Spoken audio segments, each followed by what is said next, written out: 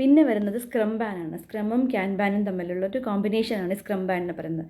അപ്പോൾ നമ്മൾക്കറിയാം സ്ക്രമ്മിൽ എന്താണ് നമ്മൾ യൂസ് ചെയ്യുന്നത്, മോസ്റ്റ്ലി ഫീച്ചേഴ്സിനെയാണ് നമ്മൾ വർക്ക് ചെയ്യുന്നത്, ഫീച്ചേഴ്സ് ആൻഡ് യൂസർ സ്റ്റോറീസ്. ക്യാൻബാനിൽ നമ്മൾ കൂടുതലും ബഗ്സ് ആണ് നമ്മൾ യൂസ് ചെയ്യുന്നത്. അപ്പോൾ നമ്മൾ രണ്ടിൻ്റെയും കോമ്പിനേഷൻ ആയിരിക്കും ഈ സ്ക്രം ബാൻ ബോർഡിൽ നമ്മൾ വിഷ്വലൈസ് ചെയ്തിട്ട് ഉള്ള റെപ്രസെൻറ്റേഷൻ വരുന്നത്.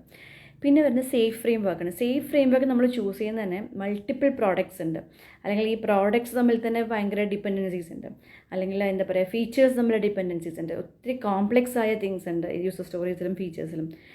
അങ്ങനെ ഒരു കോംപ്ലക്സ് ആയിട്ടുള്ളൊരു കണ്ടീഷൻ വരുമ്പോഴും ഡിപ്പെൻഡൻസീസ് ഒത്തിരി ഉണ്ടെന്നുണ്ടെങ്കിലാണ് നമ്മൾ എന്ത് ചെയ്യുന്നത്, ഈ ഒരു സേഫ് ഫ്രെയിം വർക്ക് യൂസ് ചെയ്യുന്നത്. സ്ക്രീഫിൽ വരുന്ന ഒരു വിഷ്വലൈസേഷൻ ബോർഡാണ് ആർട്ട് ബോർഡ് എന്ന് പറയും.